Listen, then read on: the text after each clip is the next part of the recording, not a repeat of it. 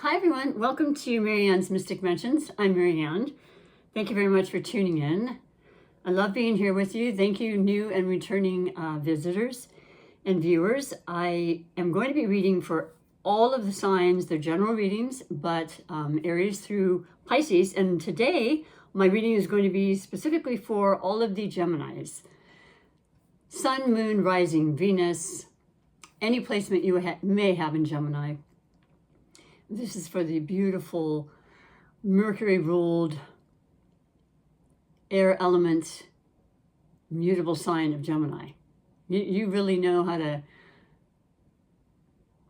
just move and turn and open up and experiment and evolve. And you're all about your mind and your spirit as far as learning, teaching. I know many Geminis that are teachers. And I love that about you. I'm an air sign, and a lot of air signs tend to relate to each other very well because we are about our minds. We're about expressing. We're about committing and connecting to the mighty word, as it were. So, and of course, I love the channel for that as well. I do talk quite a bit sometimes, though. I'm wanting to curtail that just a little bit. I feel like it's important to say what I need to say. I want to be me fully and authentically. And yet it's good to streamline as well, right? So we're going to get these readings out. I had these major intention because I had a shorter day at work to come in and just make this happen. And well, life had a different plan. So we're going to go, though. We're going to make it happen. I'm going to start as I do. For those that are new, I'm a psychic intuitive medium, and I'm basically a mystic cheerleader, because I am fascinated with all the aspects of the mystical world, the things we see and we don't see. And I do like to incorporate quite a bit of different divinations, from astrology to numerology to tarot, of course, runes, which I have at the workplace because I do personal readings in person, I should say. And I have a lot of my decks and things there, but I will bring them in, if not for the month of November, definitely December. I love runes.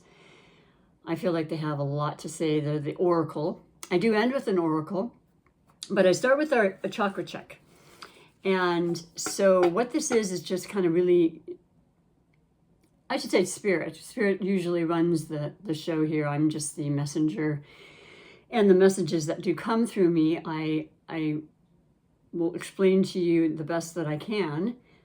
A lot of the cards, I know the meanings and I know the energies and things that come from it from many years of reading, but there are messages that come through that can be quite contradictory to the actual card themselves, and I'll say them as they come. So you may resonate right away, you may not. I always recommend that you do watch your sun, moon, rising, and Venus placements, because you get a way better picture. And sometimes one resonates more than another in any particular month. There's no guarantees. There's no rhyme or reason, really. But the whole purpose that I really love and that I've been following for a lot of years, and I want to share with everybody, is our chakra centers are so vital for us. They're the energy centers that are throughout our body in different areas, starting from the root chakra, sacral, solar plexus, heart, throat, third eye, crown, and then upward, and the last being the all-encompassing, all in this together consciousness of the collective. So I pick one that Spirit wants you to know specifically today, but it's not necessarily like there's anything wrong. It could be just to remind you to focus on that area, and maybe for a betterment in your life somehow. When your chakras are in line and they're balanced and they are with the blocks removed, like from my throat, which is kind of a common thing for me, but there is actually a diagnosis I got in the last year or so with my lungs, which is fine. It's just, I find that the voice has lost some of its volume, but I hopefully you can hear and understand the messages clearly. That is my intention for you. And so, yeah, let's see what the specific chakra is for the beautiful Geminis reading today. And today is the latter part of October, actually the 24th. I will not be uploading these, I don't think, until I guess next week before the 1st, just to make sure they upload, because sometimes it takes a long time and there are 12 signs and I don't want to be too far behind. But anytime you watch your reading is perfectly good, okay? And you'll still get the benefits from the month, I promise. So let's check with the chakra as our chakra check and what comes up for you. The first one here, which is beautiful, it's the throat chakra. Speaking of the devil, this is the 5th chakra. The throat chakra is essential for being able to speak our authentic self, to be clear and concise with our words, to, you know, what I love about the throat chakra is it's right next to the heart chakra. So whatever we say, we want it to be heartfelt. We want it to be sincere and, you know, with compassion, right? So I love this for you, Gemini, being as you are very good at speaking. And you are, I would say, one of the well-known signs of the zodiac that caters to communication. You want to spread that word around. You want to be a teacher, like I said, on all different forms. You could be a great writer.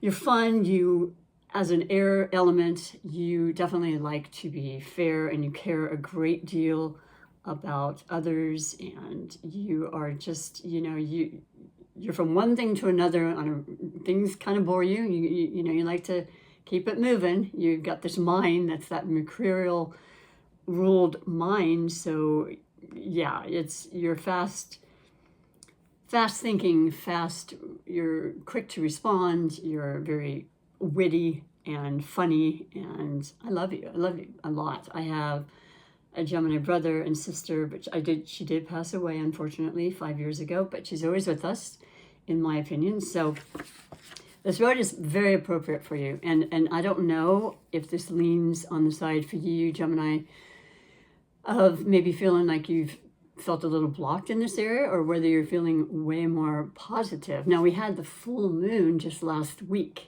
and this is, like I said, the 24th. So this was the full moon, the beautiful super moon in Aries, and that's just about our strength. That's just about being the leader in our life and moving forward without any hesitation and creating and manifesting the things we want, and, you know, just feeling strong, speaking up.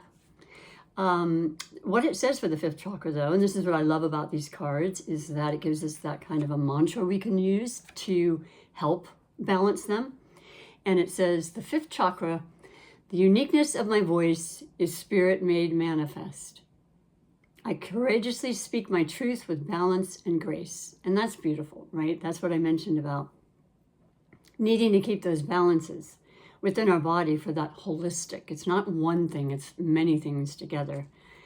Neither jagged criticism nor flowery praise will keep me from my path. I hold to my wisdom with humble elegance. I love that. I don't really remember reading this one yet, but it's great, and it's very suiting for you. And along with this, as I mentioned, I haven't mentioned it to you yet, unless you've watched in some of the cross watchers or your October readings, which I hope you did. If not, please do go back. And if you like what you are hearing, please do like, subscribe, and support my channel so that I can start getting monetized and making this dream of mine, which has been forever, to only do readings in the next couple of years when I retire as a massage therapist. Will be 25 years at that point. But I'm going to look and show you what the throat message says in regards to the crystal, because I'm also a huge crystal advocate and I'm never without them. And the throat, which I actually just read yesterday, to be honest, for Taurus, which is amazing because Taurus is known, that's the physical part of them is the throat. Yours is the mind and the intellect. And the throat, once again, says truth, purpose, and voice. Lapis lazuli is the designated. It can be any blue crystal. There are several different types. I gently speak my truth and release all fears around judgment. And when you release those fears, that releases the blocks instantly. Now, these are energetic fields, and we all work with energy. You know, when we meet people, when we're talking, anything we do is involving energy, colors, you know, you name it. Just everything you see is affected by energy. So I'm going to be putting the blue lapis lazuli on yet one again. I've changed the actual necklace part, but I love this. This is the gift that I wanted to share with you. I got for my birthday, and it's one of the most thoughtful gifts. It's from a friend of many years, but she did not realize I had started incorporating the crystals, and I'll be darned if she didn't pick out. This happens a lot with us. We're very in tune and connected that way. But you have all 7 of the chakras here in the different crystal forms, and therefore when I'm wearing it, it'll be even more powerful and protective in their own right. And you can look up more. I have read about many of the crystals, and I'll continue to do that just to help inform people. But their powers and their ability to protect and heal and create, you know, strong intuition and psychic abilities, and the list goes on is very, very, well, listen. Here's what I'll say before I go on for your reading. I'll put this as I'm talking and multitask. And I'll say that, I mean, there are people that don't believe that crystals actually have effects on us, and that's fine. I mean, that's what makes the world go round. I liken that to like the placebo that the, you know, drug companies, they'll have a, what do you call it when you want to try a trial on some kind of drug that's coming out? They will give 50% of the people the actual drug, and they'll give the other 50% a placebo, which is basically a sugar pill.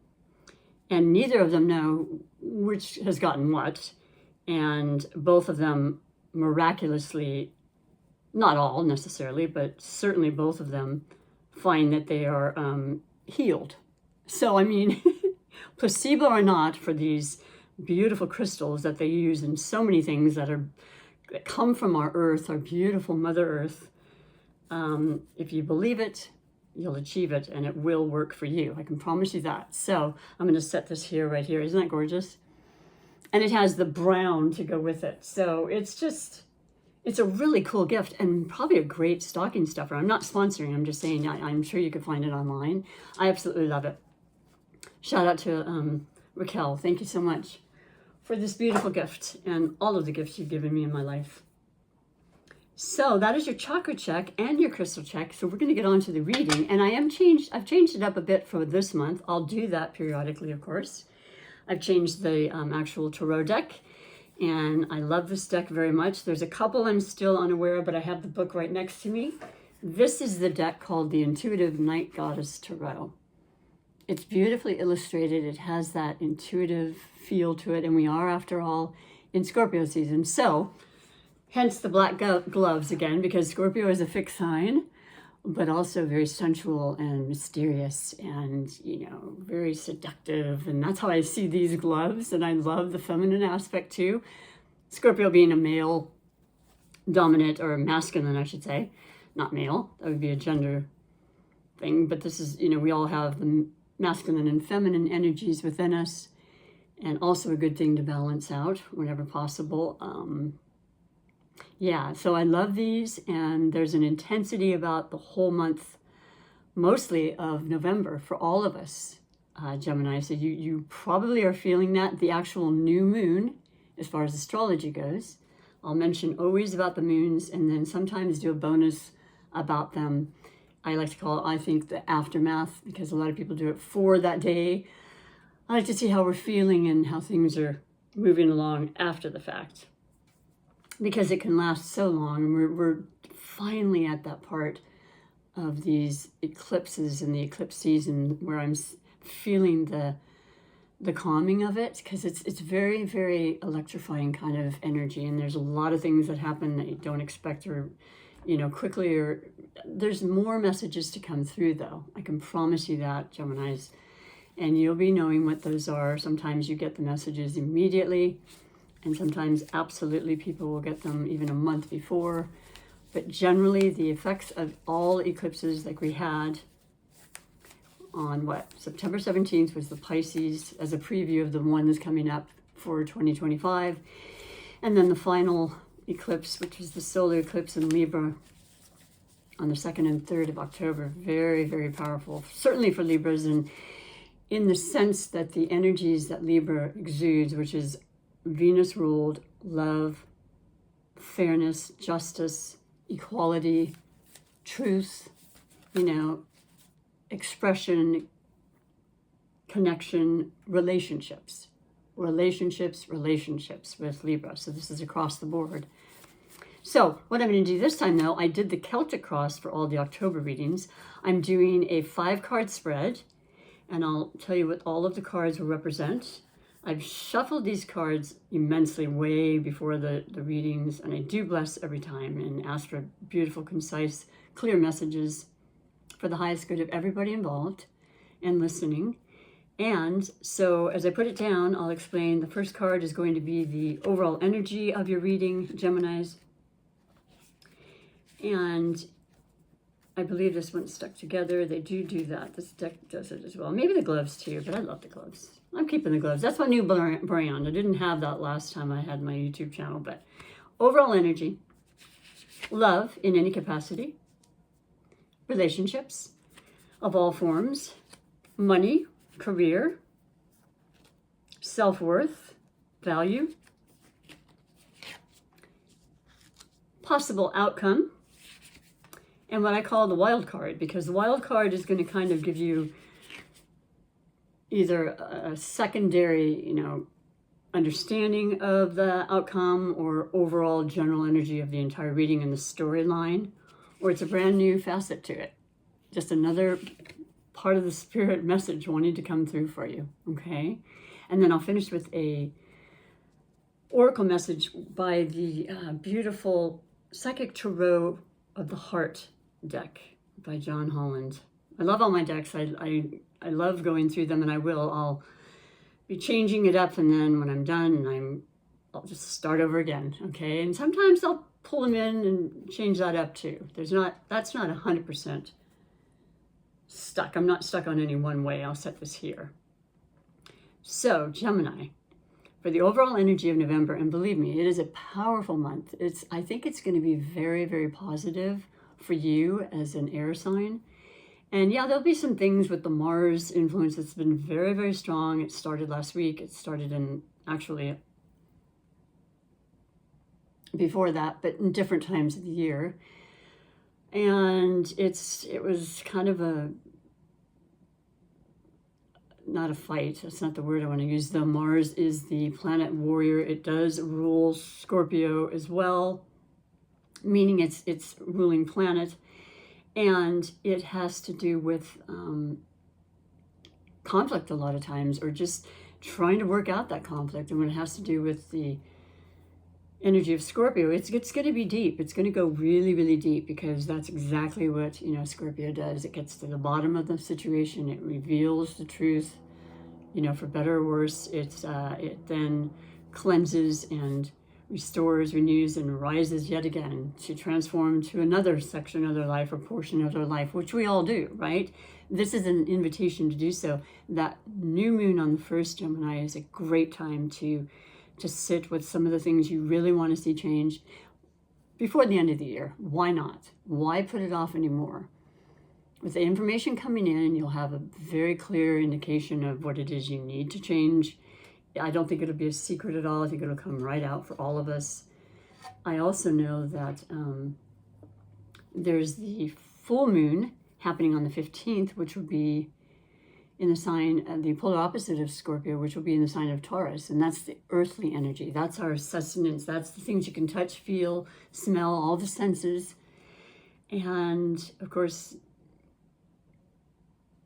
money, beauty, love, nature. A lot of changes are occurring, of course, in our collective. We've got the election and things of that nature. I don't speak about that other than to say it's big and it will affect us. So staying grounded, staying calm, staying at peace with yourself is probably a really great idea. However you go about doing that. Overall energy, Gemini. Ace of Swords. Well, this has come out more than once, and I shuffled very, very well. This is the beginning. This is the new start. This is you. You are the air element. This is direction. This is very, very strong. Taking that sword. This is the beginning. I've cut away things I don't want, I don't need. That happens a lot with eclipses. It's been a momentum happening for a lot of the signs, you're included. We did have Jupiter, which is in your sign, Gemini. It's retrograde. It happened on October 9th, and I think it'll be through, I want to say January, but don't quote me. It's usually about 4 months every year. It's more, once again, introspection. What kind of things do you want to see grow in your life? What's expanded, what hasn't, what's working, what's not. Just that, the typical thing that retrogrades do. And not to mention the fact that, I'm going to mention, we have the shadow period that already started and will just deepen in the Mars retrograde. That's going to be a very, very long stay. It is in the sign of Cancer right now. It then goes into Leo for a couple months and goes back into Cancer and retrograde and then forward. So it'll be in retrograde about, with the shadow period and all, close to 4 months, I believe, and then another extra couple months with it being forward motion in Cancer. That's emotion, that's feeling, that's sensitivity, that's creativity. It's incredible amounts of intuition and knowing and feeling, as with Scorpio as well. Any water sign produces that. You may have water in your chart, which would only emphasize it more. This is great. This is the start of a new beginning, and it can be in many different things. You're going to get information about it. It's going to be straightforward. It's going to be someone you may know, which is an air sign like yourself, Gemini, Libra, or Aquarius. But either way, prepare for it. I feel like you feel very, very ready for it, and it's time. Justice is going to be served, okay? And then the second card, like I mentioned, is love, relationships. You have the Seven of Wands. Well, this is the fiery aspect that we still are feeling. It's certainly Mars, which is the, once again, ruling planet of Scorpio, which will be in through the, 22nd? And then we start the Sagittarius season. Sagittarius and you are extremely good for each other. Gemini, I know I've met, and when I was doing compatibility readings for 20 plus years, often do I see that as a relationship that works. Now, I'm not saying it's without its challenges, of course, but it's a very, very complementary one. As far as the elements go, fire and air work very well together. And so the Seven of Wands is the fire in you that wants to come out and really demonstrate just how excited and how ready you are to initiate, to move forward. We've had the North Node in Aries. It'll stay that way through next year, with the last eclipse in Aries on March 29th, I believe it is. And the 7 is a godly number. It's a number of protection and angelic forces and guides. And it also is you being very, very sure about what you want. You're defending your position in this card. This is what it represents. It's a defensive card in some ways. But for you, I don't feel that as much as you just feel like this is what's happening. I've gotten the information I need. I'm moving forward. I've been planning this and thinking about it. The retrogrades have really made me think and rethink and revise and all the things that retrogrades do. And we do have Mercury retrograde starting on the 15th as well, with this full moon in Taurus. So the shadow period's already happening, but really particularly, I believe I was told, and I'm sure, because I honestly feel them every single time on the day of the shadow. With my business, we get 3 or 4 reschedules or cancels. It's like clockwork. I don't mean to, bring it into reality. We can do that by saying that, but I'm just saying I keep track because I have my little appointment book, and along with the technology part, just because of that. So this is about you and your relationships and feeling really strong, and whether there's times of turbulence, which of course there will be in relationships, this eclipse of the northern node in Aries, and south node in Libra is so predominantly about relationships and working through the tough stuff to strengthen and build it even stronger. That's what relationships are about, really understanding yourselves as well. So you're going to stand strong about that. And it could be also something having to do with work, where you have an idea and you're going to be very, very active in trying to communicate it and sell it, or start a YouTube channel, or be seen. You've got the fire in you. You're ready to make it happen. So I like that for you a lot. It's very, very beautiful for the energy of the Ace of Swords in the beginning. Then we have the finances, and you've got a second ace. Okay. So, I can speak it, but, Spirit certainly makes it clear, and has been making it clear, about the huge transformations which happen throughout our whole life. I know this, but there's even stronger motivations for people to start anew now. And there's a lot of reasons for it. And I won't go into all the astrological aspects, but I'm learning more and more. And it's very, very, very accurate and conducive to what we're feeling and the changes that are happening. And I think they're amazing. And I think they can be positive. And I think that it's really how you take it and how you receive it.